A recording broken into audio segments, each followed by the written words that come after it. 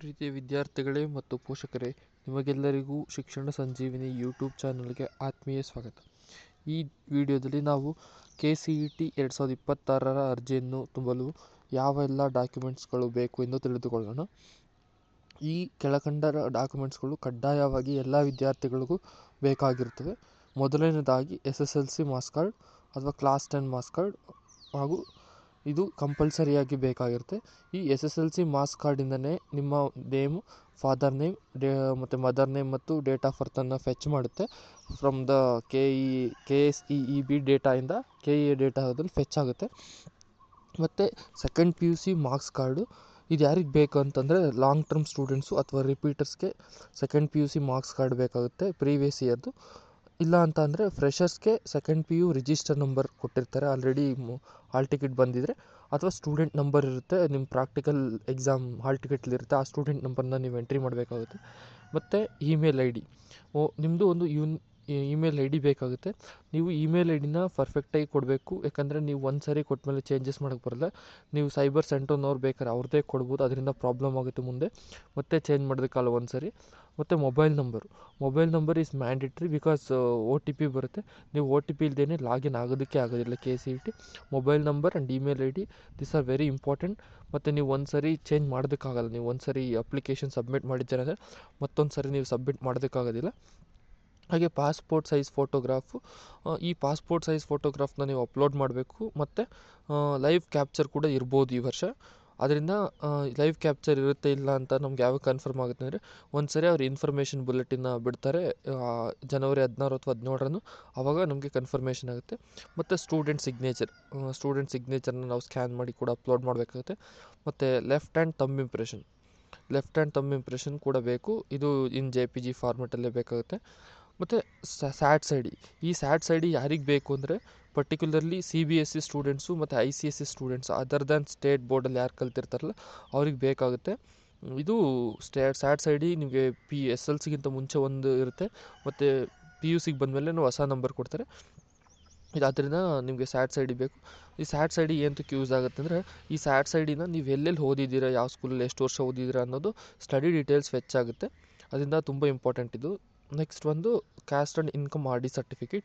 ಇದು ಪರ್ಟಿಕ್ಯುಲರ್ಲಿ ಈ ಡಾಕ್ಯುಮೆಂಟ್ಸು ಬೇಕೇ ಬೇಕಂತ ಏನಿಲ್ಲ, mandatory. Caste and income certificate ಯಾರಿಗೆ ಬೇಕು ಅಂದರೆ ಯಾರು ರಿಸರ್ವೇಷನ್ನ ಕ್ಲೈಮ್ ಮಾಡಬೇಕು, SC ST ಹಾಗೂ OBCನಲ್ಲಿ ಬರುವ 1A 2A 3A 3B ಕ್ಯಾಟಗರಿಗಳಿಗೆ ನೀವು ರಿಸರ್ವೇಷನ್ನ ಕ್ಲೈಮ್ ಮಾಡಬೇಕು ಅಂದರೆ ನಿಮಗೆ ಕ್ಯಾಸ್ಟ್ ಆ್ಯಂಡ್ ಇನ್ಕಮ್ ಸರ್ಟಿಫಿಕೇಟ್ ಬೇಕು. ಅದರ RD ನಂಬರ್ನ ನೀವು ಎಂಟ್ರಿ ಮಾಡಬೇಕಾಗುತ್ತೆ.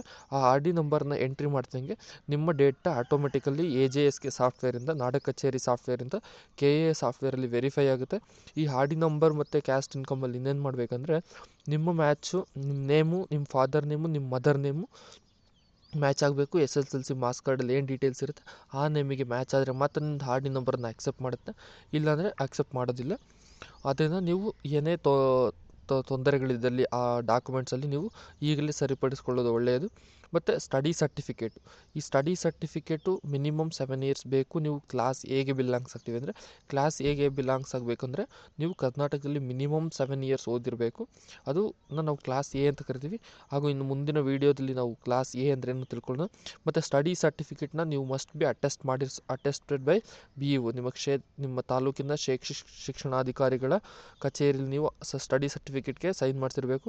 ಮತ್ತು ನಿಮ್ಮ ಶಾಲೆಯ ಹೆಡ್ ಮಾಸ್ಟರ್ನನ್ನು ಕೂಡ ನೀವು ಸಿಗ್ನೇಚರ್ ಮಾಡಿಸಿರ್ಬೇಕಾಗುತ್ತೆ.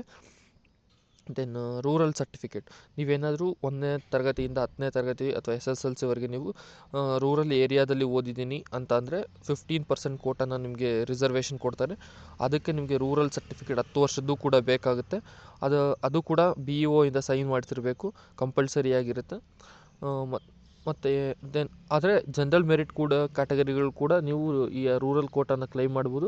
ಆದರೆ ಒಂದು ಕಂಡೀಷನ್ ಇದೆ ಅಂದರೆ ನಿಮ್ಮ ವಾರ್ಷಿಕ ಆದಾಯ ಏನಿರಬೇಕು 8 ಲಕ್ಷಕ್ಕಿಂತ ಬಿಲೋ ಇರಬೇಕು. ಅದಕ್ಕೋಸ್ಕರ ಜನರಲ್ ಮೆರಿಟ್ ಕ್ಯಾಂಡಿಡೇಟ್ಸ್ ಕೂಡ ನೀವು ಕೂಡ ಇನ್ಕಮ್ ಸರ್ಟಿಫಿಕೇಟ್ ಮಾಡಿಸ್ಬೇಕಾಗುತ್ತೆ. ಮತ್ತು Kannada medium certificate, Kannada medium certificate ಕೂಡ ಅಷ್ಟೇ.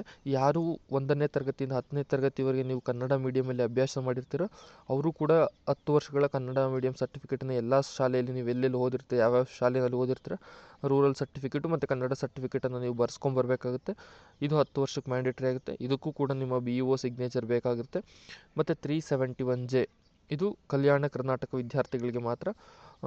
ಕಲ್ಯಾಣ ಕರ್ನಾಟಕ ಅಂದರೆ ಬಳ್ಳಾರಿ, ಕೊಪ್ಪಳ, ವಿಜಯಪುರ ಮತ್ತು ಇನ್ನೊಂದು 2 ಕೊಪ್ಪಳ ಡಿಸ್ಟಿಕ್ಸ್ ಬರ್ತದೆ. ಇದನ್ನು ನಾನು ನನ್ನ ಇದರಲ್ಲಿ ಹಾಕಿರ್ತೀನಿ. ಅದ್ರ ಪ್ರಕಾರ ನೀವು ರಿಸರ್ವೇಷನನ್ನು ಕ್ಲೈಮ್ ಮಾಡ್ಬೋದು. ಮತ್ತು linguistic and religious minority certificate ಇದು ಪರ್ಟಿಕ್ಯುಲರ್ಲಿ ಎಲ್ಲ ವಿದ್ಯಾರ್ಥಿಗಳಿಗೆ ಅಪ್ಲೈ ಆಗಲ್ಲ. ಯಾರು ತಮ್ಮ ತುಳು ಅಥವಾ ತಮಿಳು ಇದರಲ್ಲಿ ಓದಿರ್ತಾರೆ ಅವರು ಬರೀ ಪರ್ಟಿಕ್ಯುಲರ್ಲಿ ಇದು MBBSಗೆ ಮಾತ್ರ KCETಗೆ ಅಪ್ಲೈ ಆಗೋದಿಲ್ಲ. ಅವರು ತೊಗೊಂಬರ್ಬೇಕಾಗುತ್ತೆ. ಫಾರ್ ಎಕ್ಸಾಂಪಲ್ ಇನ್ನು ನವೋದಯ ಕಾಲೇಜಲ್ಲಿ ಲಿಂಗ್ವಿಸ್ಟಿಕ್ ಮೈನಾರಿಟಿ ರಿಸರ್ವೇಷನ್ ಇರುತ್ತೆ. ಇನ್ನು ಸುಬ್ಬಯ್ಯ ಮೆಡಿಕಲ್ ಕಾಲೇಜಲ್ಲಿ ರಿಲಿಜಿಯಸ್ ಮೈನಾರಿಟಿ ಇರುತ್ತೆ. ಇದು ಪರ್ಟಿಕ್ಯುಲರ್ಲಿ ಅವ್ರಿಗೆ ಮಾತ್ರ ಇರುತ್ತೆ, ಇದೆಲ್ಲರಿಗೂ ಮ್ಯಾಂಡೇಟರಿ ಇರಲ್ಲ. ಮತ್ತು ನಿಮ್ಮ ಸ್ಟಡಿ ಡೀಟೇಲ್ಸ್ ಬೇಕಾಗುತ್ತೆ. ನೀವು ಎಂಟ್ರಿ ಮಾಡ್ಬೇಕಾದ್ರೆ ಯಾವ ಶಾಲೆಯಲ್ಲಿ ಓದಿದ್ದೀರಾ, 1ನೇ ತರಗತಿಯಿಂದ ಎಷ್ಟು ಯಾವ ವರ್ಷದಲ್ಲಿ ಓದಿದ್ದೀರಾ, ಯಾವ ಇಯರ್ ಆಫ್ ಪಾಸಿಂಗ್ ಬೇಕಾಗುತ್ತೆ. ಮತ್ತು ಪ್ರೀವಿಯಸ್ ಇಯರ್ CET ನಂಬರ್ ಬೇಕಾಗುತ್ತೆ. ಯಾರಿಗೆ ಅಂತಂದರೆ ಲಾಂಗ್ ಟರ್ಮ್ ಸ್ಟೂಡೆಂಟ್ಸ್ ಅಥವಾ ರಿಪೀಟರ್ ಸ್ಟೂಡೆಂಟ್ಸ್ಗೆ. ಮತ್ತು ಬ್ಯಾಂಕ್ ಡೀಟೇಲ್ಸ್ ಬೇಕಾಗುತ್ತೆ. ಬ್ಯಾಂಕ್ ಡೀಟೇಲ್ಸ್ ಎಂತಕ್ಕೆ ಬೇಕು ಅಂದರೆ ನೀವು ಒಂದ್ಸರಿ ನೀವು ಅಪ್ಲಿಕೇಶನನ್ನು ಪ್ರೊಸೀಡ್ ಮಾಡಿ ನೀವು KCET ಎಕ್ಸಾಮ್ ಆಗಿ ರಿಸಲ್ಟ್ ಬಂದು ಕೌನ್ಸಿಲಿಂಗ್ ಆದ ನಂತರ ನೀವು ಕಾಲೇಜಿಗೆ ಅಡ್ಮಿಷನ್ ಆಗೋ ಟೈಮಲ್ಲಿ ನೀವು KAಗೆ ಫೀಸ್ ಕಟ್ಟಿರ್ತೀರ. ಇನ್ ಕೇಸ್ ಎಕ್ಸಸ್ ಫೀಸ್ ಇತ್ತು ಅಂದರೆ ಅವರು ರಿಫಂಡ್ ಮಾಡೋ ಪರ್ಪಸ್ಗೋಸ್ಕರ ನಿಮ್ಮ ಬ್ಯಾಂಕ್ ಡೀಟೇಲ್ಸನ್ನು ಕೊಟ್ಟಿರ್ತಾರೆ. ಅದಕ್ಕೋಸ್ಕರ ನಾನು ರಿಕ್ವೆಸ್ಟ್ ಮಾಡೋದೇನೆಂದರೆ ನೀವು ಕರೆಕ್ಟಾಗಿರೋ ಬ್ಯಾಂಕ್ ಡೀಟೇಲ್ಸ್, ನಿಮ್ಮ ನೇಮು, IFSC ಕೋಡು, ಅಕೌಂಟ್ ನಂಬರು ಮತ್ತು ಅದು ಆಧಾರ್ CD ಆಗಿರ್ತಕ್ಕಂಥ ಆ್ಯಕ್ಟಿವ್ ಆಗಿರ್ತಕ್ಕಂಥ ಬ್ಯಾಂಕ್ ಅಕೌಂಟನ್ನು ಕೊಡಿ ಅಂತ ಹೇಳ್ತಾಯಿದ್ದೀನಿ.